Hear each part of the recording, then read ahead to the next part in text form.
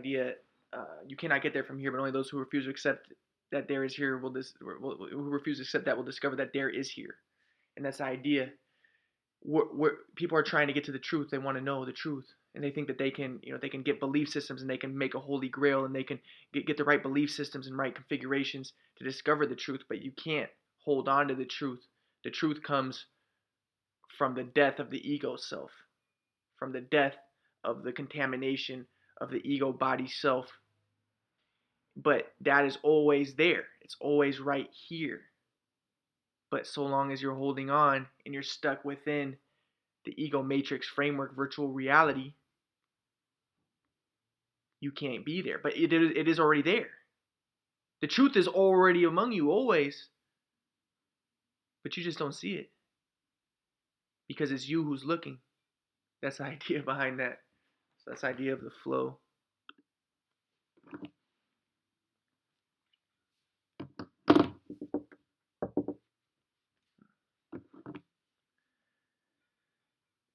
So I want to talk about this one idea. See, I was looking at myself in the mirror or in that vision again. So I was looking at myself, but so we're discussing that there is here, and then there's this lady, and she's this hippie lady, and she's oh yeah all very sentimental, very calling attention to the self, showing her boobs a little bit, trying to nothing wrong with showing boobs and stuff again, but oh yeah you are loved, you are, and it's all about you me dualistic. She still thinks that she's a separate ego self, and then and they don't want to judge her because again, if I'm judging, then I'm still think I'm a separate ego self, and I'm still an attitudinal, emotional ego consciousness. But she says stuff like, you are loved. You have to love yourself. And the idea in transpersonal psychology is there is no self. Now there is a self, yes. That's the third, thinking emotion. You have an ego, and that's a framework through so that you can navigate and negotiate within the interpersonal matrix, virtual reality, dualistic consciousness where you think that there is a separate ego self, but the truth is there is no self. And once you go beyond that ego self, the contamination of that, now you can see things as they really are. You can see the truth. And it's not being corrupted and distorted by your framework, your belief frameworks, which are obstructing your perceptions of existence. But you see things as it truly is.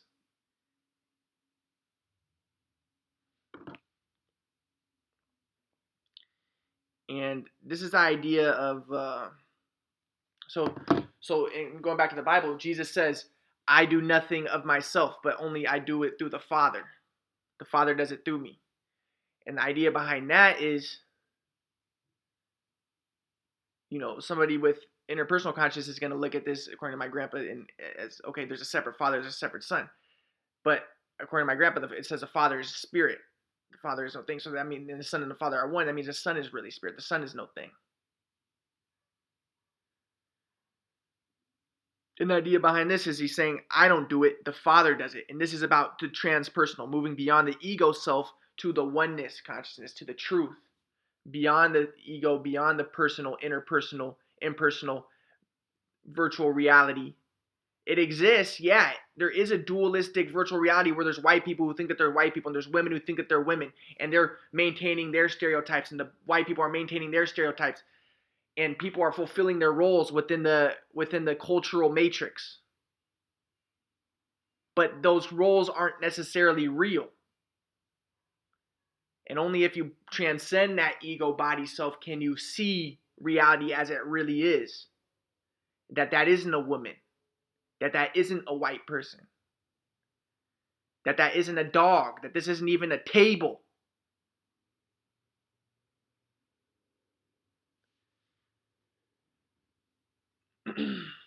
And again, I catch myself because I'm getting emotional, but that's calling attention to my ego self. And even my grandpa told me that, maybe my emotionality, I'm still stuck within the dualistic ego matrix. And I know I am.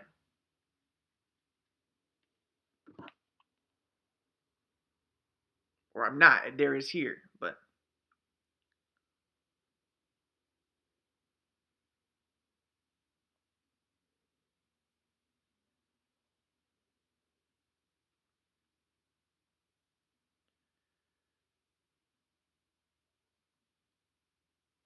so I remember I had this sociology teacher in high school, and when she would talk, she would constantly be doing this. And when she would talk, though, she would say like she was a white lady or quote unquote white lady with orange hair, and she would say like, yeah, I don't know what it's like to wake up and look in the mirror and say, oh my God, I'm black, or oh my God, I'm a person of color and stuff. But when she would talk about how she would go to the Grateful Dead and how she did all this hippie stuff and how much of a hippie she was. So she was still within dualistic ego consciousness. She was trying to promote herself, show how liberal she was, show how much of a hippie she was, how she would go to Grateful Dead concerts. So I asked my grandpa, what do you think it meant that she's constantly doing this with her hands? And my grandpa told me, and I didn't quite understand what he was saying at the time, but he told me that this is her desire to transcend dualistic ego consciousness, the idea that she's a separate ego self. Now, within the matrix, within the virtual reality matrix, maybe that does help her. She has to fulfill a certain role in order to get that teaching job in sociology and stuff, because there's people within that department who live within the dynamics of interpersonal dualistic consciousness. But that's not necessarily reality.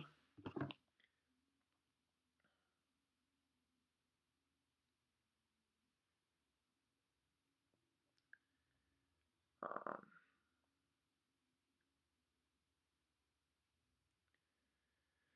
So I remember I was with my friend who's a Trump supporter, but he's black. But he would talk about how he was like, I'm 20% white, or like I have a white grandma or something. So he is still holding on to this idea that there's such thing as a 20% white or 20% black, or I am white or I am black or I am this or I am that. That's still ego identity. That's still interpersonal third quadrant, and that's the thinking. He's still within the thinking, emotion, doing, dreaming, interpersonal dualistic framework of consciousness, and he hasn't yet transcended. But when he would talk about this, he would say, I remember we would talk about like men and women. He'd be like, yeah, women, oh yeah, they just like bad guys, and so he's trying to put all women in one category and all men in one category, and and he's trying to fulfill stereotypes, trying to maintain the status quo, and the idea that women are inferior, men are maybe superior, and trying to simplify reality within this dynamic. And again, the beliefs affect reality, and who are conservative will fulfill their stereotypes, and men will fulfill their stereotypes. And if you're a black man, you might fulfill that stereotype within the cultural matrix. And these beliefs are very powerful. Stereotype effect. And I was talking about last time. You talk about basketball. Even the language within basketball. He shoots the ball. It's like shooting a gun. Violence. And who's more associated with basketball would be black people. And who was the ones who, quote unquote, black people, who are the ones who are put into slavery? Black people. What do they say when they're playing basketball? Oh, they're getting buckets. It's harkening back to the slave times, that they're slaves getting buckets of cotton. He just slammed that ball. Oh, he just jammed it. Again, very violent language. And this is maintaining, sustaining these ideologies that the black man is violent and you know, needs to be subjugated and tamed. And how much of this, though, is, again, is it because that's the way black people are? No. Black people grow up in the ghetto. They're more likely to get into the basketball. They're more likely to get into these types of things. But just the language of society. And then white people, they're more into the academics and stuff. And this is maintaining the social dynamic, maintaining the status quo. And a lot of it's based on belief systems, based on stereotype effects, where black people think, okay, I should play basketball instead of the academics. And this is maintaining that order, these belief systems. And you see the language just sustaining that.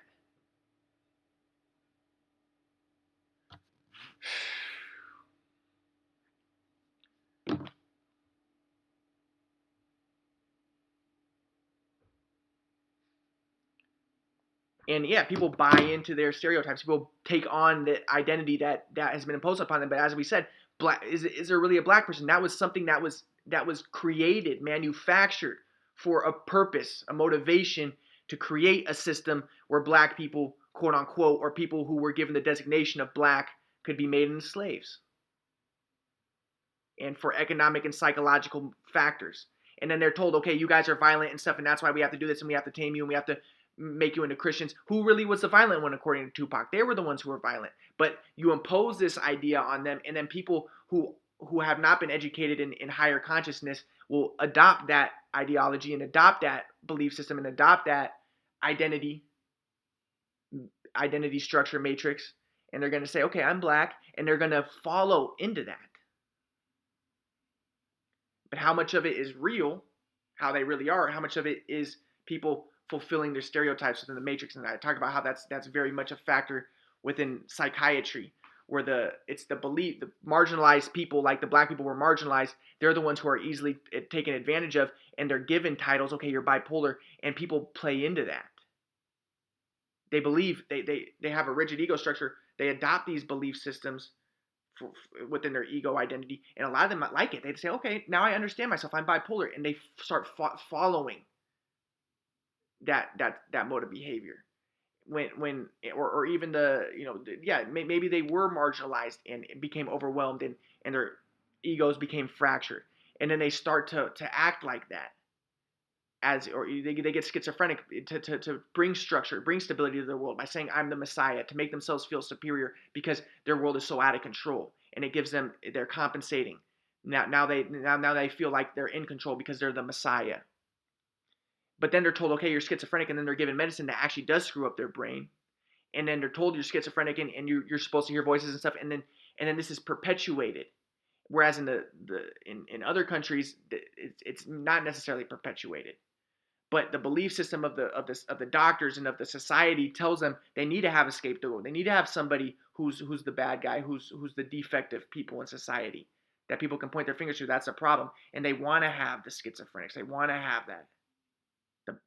And then it's played out. They treat them like that. They treat them different. It's really true. You have no idea. They treat them different. They treat them poorly. It maintains that. Oh, you're a schizophrenic? Okay, now I'm backing off. Now, there's the facial expressions, little microaggressions, and it maintains this dynamic. And then that person doesn't have to, the schizophrenic doesn't have to adopt the ego identity, but again, he has a fragile ego in the most cases, and he's a marginalized member of society. Most of them aren't educated. So they adopt that, and they ingrain that, and they internalize that, and then it's perpetuated. But he's not really a schizophrenic. But he's told, no, you have a chemical brain imbalance, even though that's never been substantiated. And a bunch of people are going to say, oh, it's been substantiated. Yeah, that's your belief system. And the fact of the matter is it hasn't, though. But again, how much does your belief affect reality? But it hasn't. There's no statistical test. Yeah, the people say that on average there's a brain differences if you look on average, but a lot of the brain differences they've noticed were due to the drugs. And again, it's not statistically viable or diagnostic, where you can't look at somebody's brain and say, oh, this guy's a schizophrenic. It's just maybe a higher percentage of schizophrenics have a brain that's a certain way, but a lot of non-schizophrenics have brains that are that way. So you can't statistically what's the word?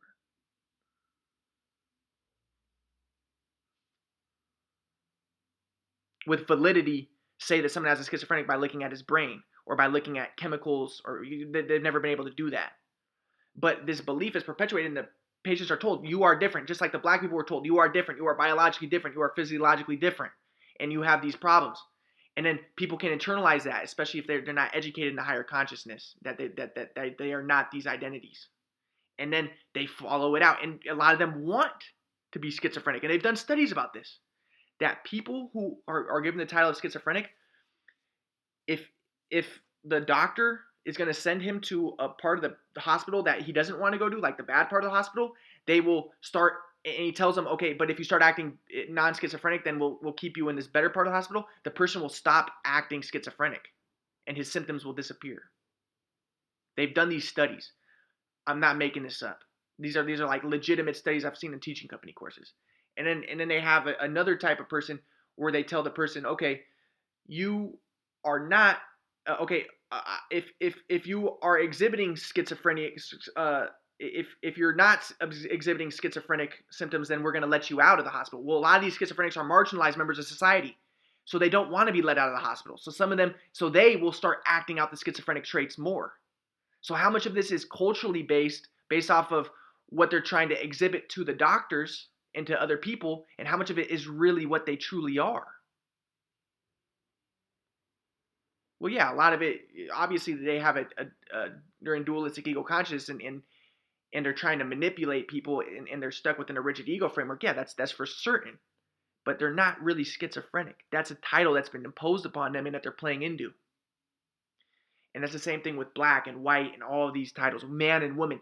The woman is playing out her stereotypes, and it maintains a status quo, and people have an incentive to fulfill those stereotypes and fulfill their roles. In the case of the schizophrenic, it can get him social help and stuff like that. There's incentives to it, attention, things like this. In the case of the woman, she might fulfill the stereotype of being flimsy and can't take care of herself and stuff, and then she can be taken care of. And there's incentives to all of this, and it maintains a status quo in society. But how a lot of it is culturally based and not natural and not biological or genetic, although a lot of people think it is biological, genetic. But again, if you can believe this could be another belief system. I can believe this and try to be liberal and try to get everybody to be like, okay, yeah, let's all believe this. But that's still the ego. What is the truth? The only way you can get the truth is you let go of the beliefs, and now you just study, you research, and you look into it. And now you're not biased toward one direction or the other, but you're seeing things as it truly is. And it's a fact. Your beliefs affect reality. There's a placebo effect, super powerful. You can heal somebody, or you can kill somebody just off of making him believe that he's sick, or making him believe that he's healed. Especially if you believe it as well. That's how powerful beliefs are. If people buy into it, if people are within the interpersonal dualistic matrix of ego consciousness, and they haven't transcended to the truth consciousness.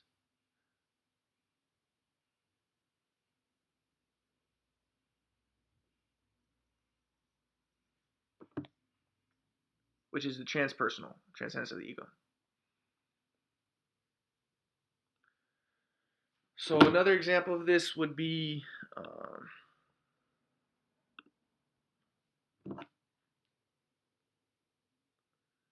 so like another story what Jesus and my grandpa talked about would be when Jesus is with he goes to the Canaanite woman, and he says, she says, Jesus, can you help my daughter, heal my daughter? And Jesus says, I don't throw bread to the dogs. And then she says, well, even a dog will accept the crumbs. And then he says, I've never seen so much faith in all of Israel, you're healed. And again, usually the Gentiles are associated with faith in the Bible, whereas Israel is more associated with knowledge orientation and not faith. Now, a liberal can look at this and say, okay, well, this woman was just a metaphor. This is what I discovered, a metaphor of Rahab, and this is just a metaphor of the Israelite allegory of the Israelites leaving Egypt and going into Canaan, and she represented the Canaanites, and this was about the destruction of the stratified Canaanite society. So this was really just kind of a communist type of text, and it was about breaking free of stratified societies, and that's what this story was about.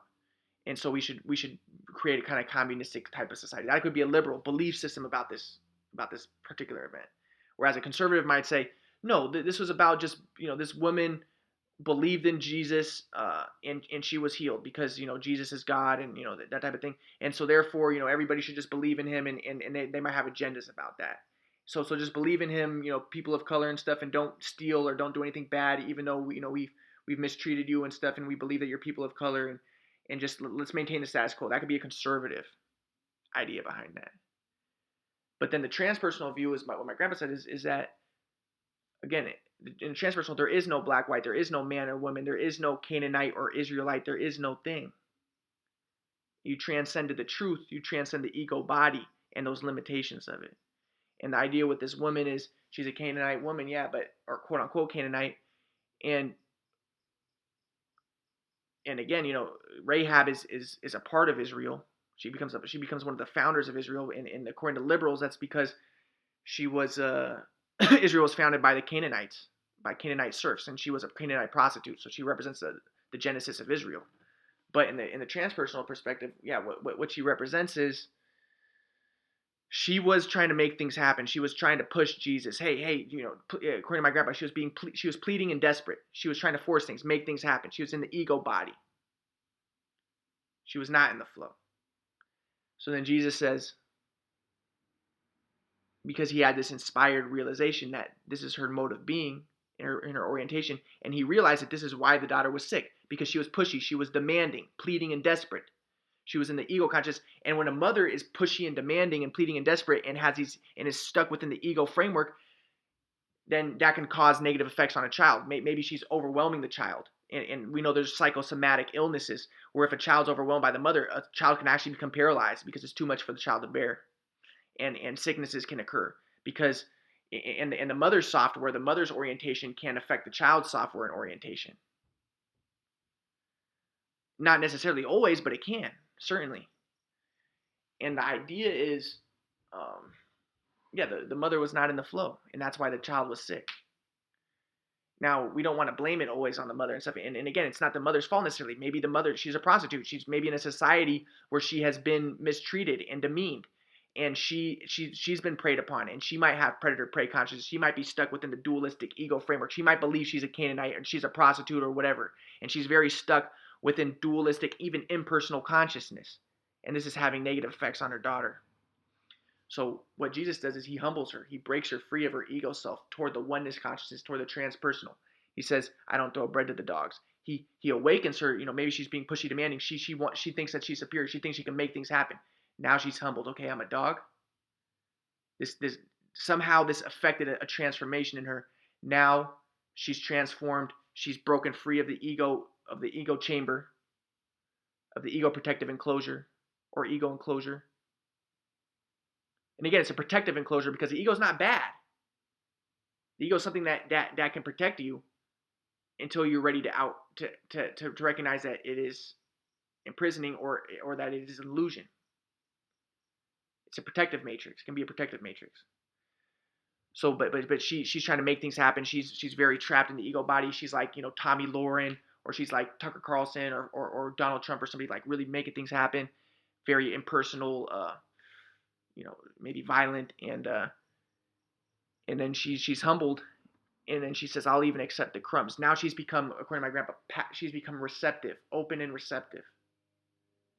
She's broken free of this rigid belief, ego orientation framework, and now she's let go of all of the blockages and her delusions. And now she's become open. She's become a free flowing system. She's in oneness consciousness. She will accept the crumbs. And Jesus says, your daughter's healed. Because everything is one. There's a connection between everything. And this is what the Buddhists talk about, inner being. Everything is one. There is no thing. And her healing is going to transform her daughter.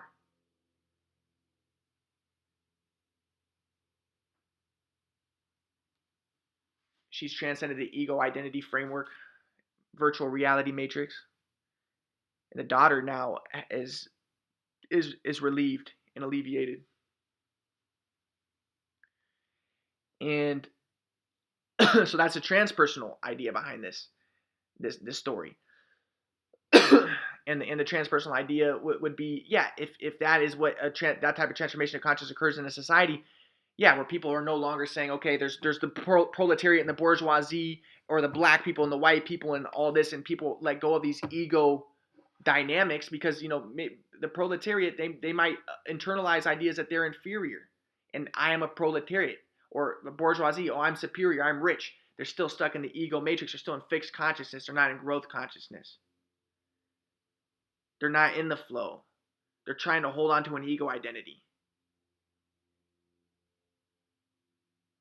And when you're in the flow, you're in inquiry. You're exploring, you're researching, you're discovering, and you're not fixed in one orientation.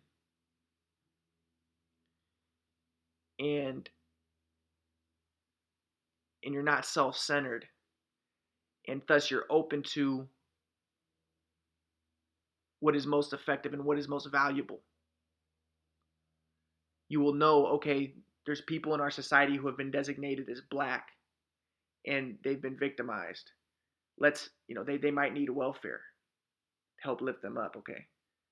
You can recognize that when you're in the flow.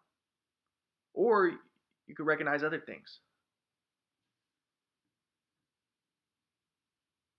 But regardless, you're not trapped in an ego narrow framework. restricted framework of consciousness. Now you see, okay, that's not a. I don't need to be having sex with all those women to show off how superior I am. That's just me trying to confirm the ego body, self-confirmatory behavior. Those aren't even women, and that's not even a man. Everything is.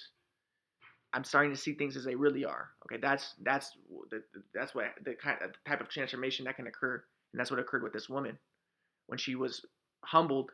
She let go of her ego self. She didn't think she was inferior. She didn't say, "I'm a dog. I'm inferior." That's now she's still stuck in the ego body. But she actually somehow what Jesus knew that this would affect a transformation where now she is in oneness consciousness. She's broken free of the ego. She's transcended the ego, and she now sees truth.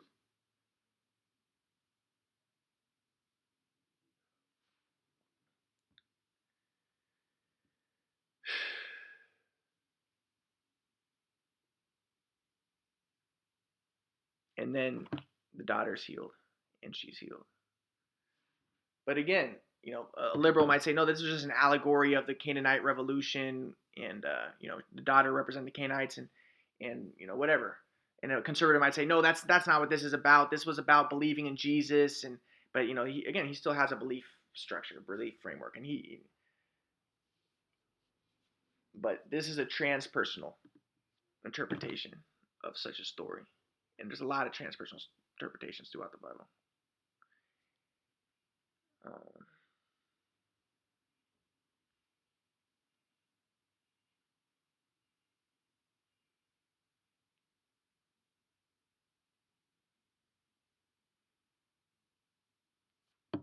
So I was thinking, just the idea of rhyming, like rap and rhyming, and I was thinking how language represents things, words represent things, and the idea of rhymes is it's moving beyond language and moving beyond things, and each letter, each sound is connecting to every other sound, and is creating a kind of oneness of different, a oneness within a differentiation.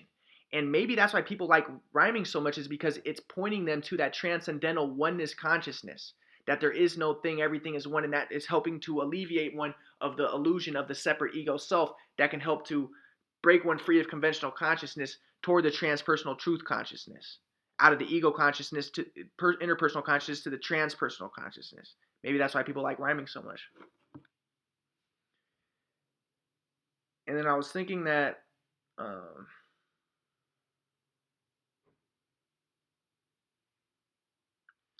and then I remember I asked my grandpa one time, like, well, the Bible says don't get involved in like witchcraft and voodoo type of things, maybe. But then I asked my grandpa, what do you think about that? And my grandpa reminded me that the Bible said, Jesus says that there, you're not saved by works but by grace, and he's freed people from the law.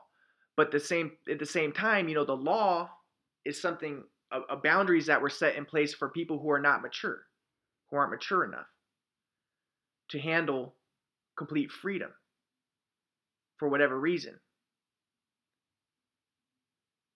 Whether they grow up in the ghetto and they're in dualistic ego consciousness, and they need to have boundaries, they need to have stones protecting them.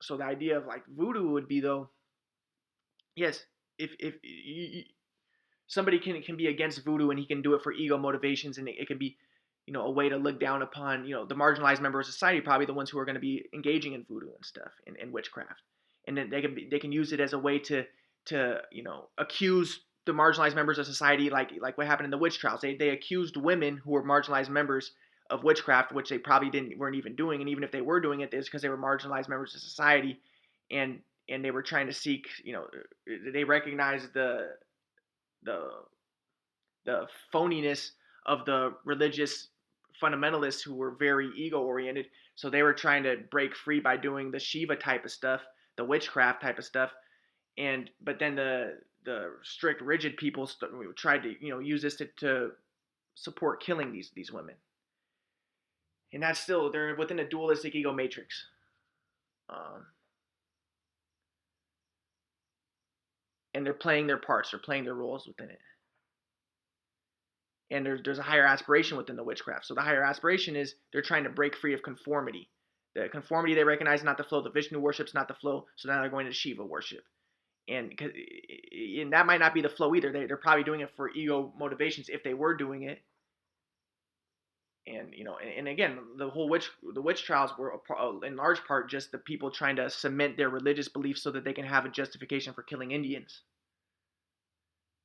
And then they can say, oh yeah, we killed them because they're savages and they're pagans and stuff. And so the women were voluntarily uh, pretending to be possessed by demons, or maybe they really thought they were possessed by demons. They really had the belief system in order to cement the religious belief system of their group to help support the fighting of the Indians.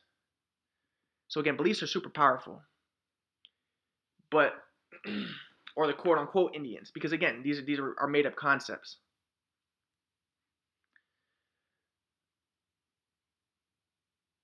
But the idea with like the voodoo and stuff is what my grandpa said is, yes, what's your motivation?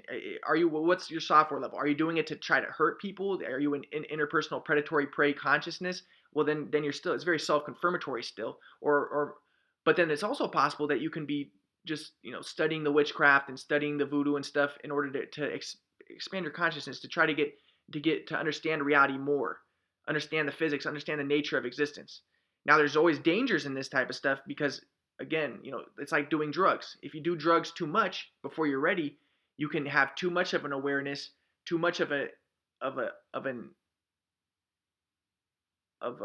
flooding of reality and awareness, and that can overwhelm you and you can go crazy. And the same thing with like witchcraft and stuff.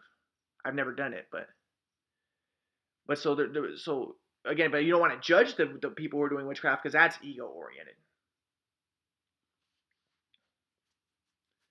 Again, and also you can, yeah, you can make laws, but you don't want to be ego oriented with it. You don't want to be like, oh yeah, witches, or kill them, or that itself is predatory prey, ego dualistic consciousness. But yeah, if somebody can be doing this stuff just to study it, and that's broadening his awareness, and that's discovery, and that could be kind of a part of the flow. He's not stuck in his belief system. He's researching. So you don't want to say, okay, that stuff is illegal and never allow it to happen. But at the same time, you have to, in the flow, there's no formula. And maybe there's times when making stuff illegal is appropriate. And, but at the same time, you just have to be discerning. And, like a rigid J witness, like Vishnu type of worshiper, you might be like, oh yeah, stay away from rap music because it talks about